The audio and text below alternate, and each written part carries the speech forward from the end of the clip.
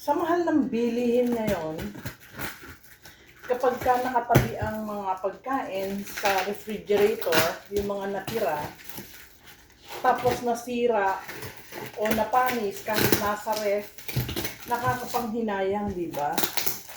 Kaya ngayon, bumili ako ng mga mason jars, ipe-preserve ko mga pagkain.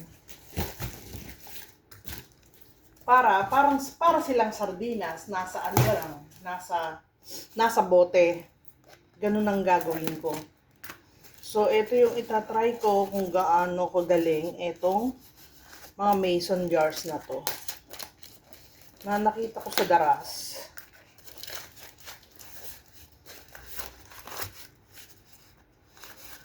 Sa Pilipinas kasi, marami tayong mga canned goods, lalo na ang sardinas. Lalo na sa mga nagmamadali sa oras. Bubuksan mo lang talaga, may ulam ka na, di ba?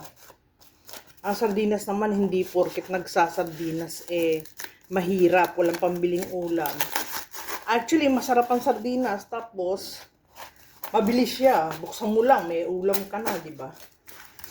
So, yung mga natitira kong ulam sa ref, pinapamigay ko lagi. At napansin ko nga dahil dumadami ang mga dawat sa bahay. Mula nang lumipat kami sa flat na to, palagi kaming may mga dawat. So, bumili ako ng mason jar, yung parang lalagyan ng jam. O yan. Tapos, may kasama na rin siyang takip. Ang real mason jar kasi yung original, magkahiwalay yan Tsaka ito. Pero dito sa Pakistan, isang ganun lang siya, parang yung jam. Okay? So, diyan ko itatabi yung mga pagkaing natira. Tapos, isisil ko sila. I-sterile ko yung mga, sterilize ko yung mga bote. Tapos, pakukulang ko kasama ng pagkain. Pag lumamig siya, di lagay ko lang siya sa cabinet. Pagka nagugutom, para ka lang may sardinas, bubuksan mo, ganon. Tatagal yan ng ilang months. So, ayan, bumili ako ng mga gantong bote.